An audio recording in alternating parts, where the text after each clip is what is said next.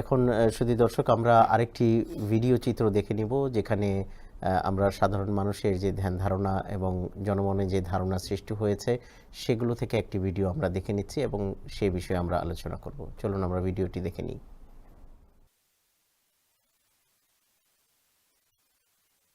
গোলাম আহমদ কাদিয়ানি উনি এসে উনি আহমদ, কোরআন থেকে আহমদ নাম দিয়ে, মহানবীর নাম কোরআনে পাকের থেকে আহমদ নাম নিয়ে গোলাম আহমদ কাদিয়ানি এটা নবী দাবি করেছিল। আতাউল্লাহ বুখারীর সাথে এটা একটা বিতর্ক হয়ে গেল। আতাউল্লাহ বুখারী দুইজনে এবং গোলাম আহমদ কাদিয়ানি বসলো। গোলাম আহমদ কাদিয়ানিকে বলল যে তুমি কি? তিনি বললেন আমি নবী। কিভাবে? গোলাম আহমদ কোরআন শরীফে আছে আমি আহমদ, আমি গোলাম আহমদ, আমি গোলাম বাদ দিলাম, আহমদ আমি নবী, আহমদ নবী। আতাউল্লাহ বুখারী বলেছেন যে আমার নাম আতাউল্লাহ, আমি আতা বাদ দিলাম, আমি আল্লাহ। আমি আল্লাহ, তোমাকে তো নবুয়ত দিই নেই, তুমি কি করে নবী হলে? একটি বহসের মধ্যে বিতর্ক সভায় সেখানে তার খতম হয়ে গেছে।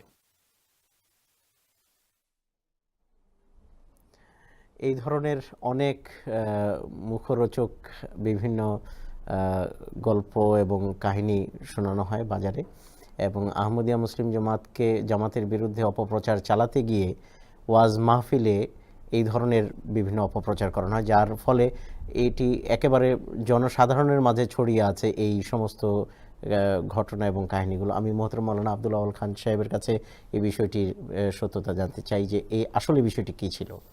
ধন্যবাদ। আপনি একটু আগে বলেছেন ছড়িয়ে আছে, তার মানে এটাই প্রথম আপত্তি নয়, প্রথমবার এটা শোনা হচ্ছে না বা শোনা যাচ্ছে না। এটা বেশ কয়েক বছর ধরে বাংলাদেশের আলেম ওলামারা ছড়ানোর ব্যবস্থা করে রেখেছেন। ইতিমধ্যেই দর্শক মণ্ডলী আমরা এটার উত্তর দিয়ে রেখেছি পূর্ববর্তী একটি অনুষ্ঠানে, আমার মনে হয় সেটা দেখানো যথেষ্ট হবে।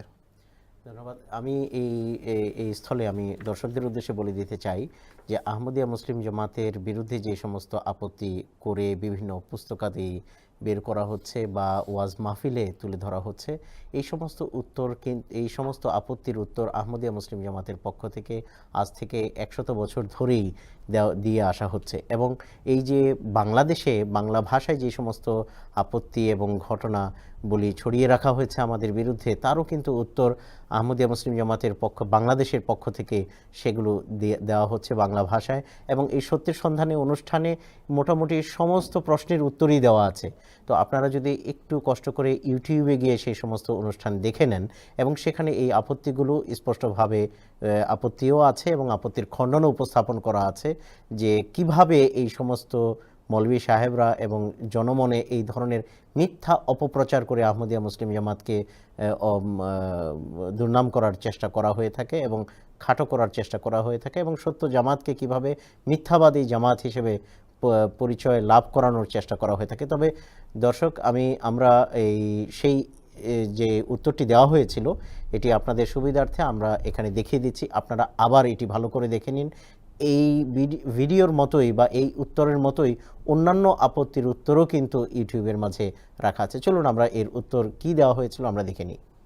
হযরত আকদাস মির্জা গোলাম আহমদ কাদিয়ানী আলাইহিস সালাতু ওয়াস সালামের শত্রুতা মানুষকে কতটুকু অন্ধ বানায় তার একটি সর্বোৎকৃষ্ট পরাকাষ্ঠা আজকে আপনারা এই ভিডিওর মাধ্যমে দেখলেন।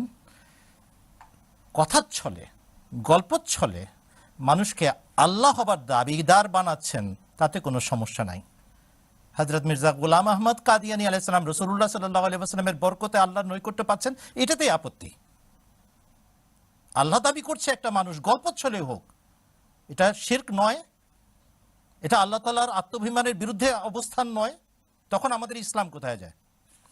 কিন্তু ভাই, গল্পের আগা মাথা মুন্ডু কিছু নাই, নকল করতেও বুদ্ধি লাগে, মিথ্যা কথা বলতেও বুদ্ধি লাগে, কিন্তু এখানে সেটুকু দেখা যায় না।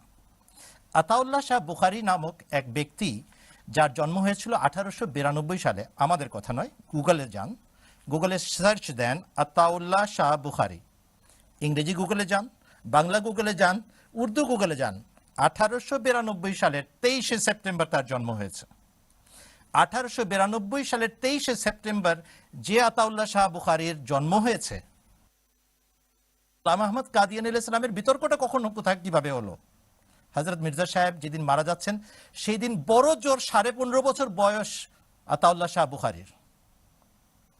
তার সাথে মির্জা সাহেবের এই বহস, খুব বিচক্ষণ আলেম ছিলেন। কোথায় বহস, কিভাবে বহস, মানে মিথ্যার অপলাপ যে এত নোংরা হতে পারে, এত অবাস্তব, সেটাকে বলে বেড়াচ্ছেন আল্লাহ রসুলের মেম্বারে বসে। সৌদি আরবের শেখ আহমদুল্লাহ, শেখ নাম লাগিয়েছেন ওয়াহাবি আলেম হিসেবে। শুনেন, মৌলানা আতাউল্লাহ শাহ বুখারী তার জীবনী, তার চরিত প্রকাশ করেছেন তারই দলভুক্ত, তারই সমমনা একজন বিখ্যাত আহরারি নেতা সুরেশ কাশ্মীরি। আর এই বইয়ের 44 নম্বর পাতায় সুরেশ কাশ্মীরি তার সহযাত্রী, তার সহমত পোষণকারী আতাউল্লাহ শাহ বুখারীর মেয়ে, যার নাম সাদেকা বানু, তার বরাতে বর্ণনা করছেন। কি বলছেন শুনেন, আমি বাংলা অনুবাদ করে এনেছি। আতাউল্লাহ শাহ বুখারী, মেয়ে লিখছেন, আতাউল্লাহ শাহ বুখারী সাহেবের জীবনী যেটুক মেয়ের কলম দিয়ে লিখেছেন, তিনি বলছেন আব্বাজানের সাহিত্য চর্চার বৈশিষ্ট্য তার নানা বাড়ির বৈঠকগুলোতে সৃষ্টি হয়েছিল। আতাউল্লাহ শাহ বুখারীর সাহিত্য চর্চার সূচনা হয়েছে নানা বাড়িতে। বলতেন মামুর সাথে বসলে গভীর রাত পর্যন্ত কবিতা আর পংক্তি পড়ার আসর জমত।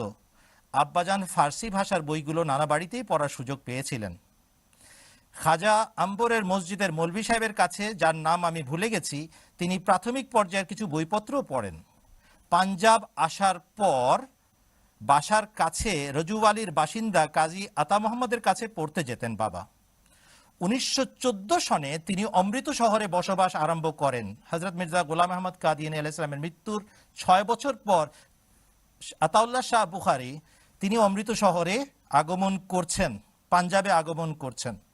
1914 সনে তিনি অমৃত শহরে বসবাস আরম্ভ করেন আর সেখানে হযরত মাওলানা নূর আহমদ সাহেবের কাছ থেকে কোরআন তাফসীর পড়েন, মাওলানা গোলাম মুস্তাফা কাসেমের কাছে ফিকাহ আর হযরত মুফতি মোহাম্মদ হাসানের কাছে মুসলিম শরীফের হাদিস পড়তে থাকেন। হযরত মাওলানা হাবিবুর রহমান মক্কির কাছ থেকেও শিক্ষা লাভ করেন। প্রশ্ন, যার ধর্মীয় ব্যুৎপত্তির সূচনা 1914 সালের পরে হয়েছে, তিনি কিভাবে, কোথায় হযরত মির্জা গোলাম আহমদ কাদিয়ানী আলাইহিস সালাতু ওয়াস সালামের সাথে বিতর্ক অনুষ্ঠানে অংশগ্রহণ করেছিলেন? কোশ্চিন কালে এরকম কোন বিতর্ক সভা অনুষ্ঠিত হয় নাই। ডাহা মিথ্যা কথা, লানাতুল্লাহ আলাল কাযিবিন। শুধু দর্শক, আশা করি আপনারা দেখে নিয়েছেন যে এই প্রশ্নের উত্তর এবং যে ঘটনা সমাজে প্রচার করে রেখেছে আহমদিয়া মুসলিম জামাতের বিরুদ্ধে, তার সত্য আপনাদের কাছে স্পষ্ট হয়ে যাওয়ার কথা। এই ধরনের সকল আপত্তির উত্তর আল্লাহ তাআলার ফজলে আহমদিয়া মুসলিম জামাতের পক্ষ থেকে দেয়া আছে।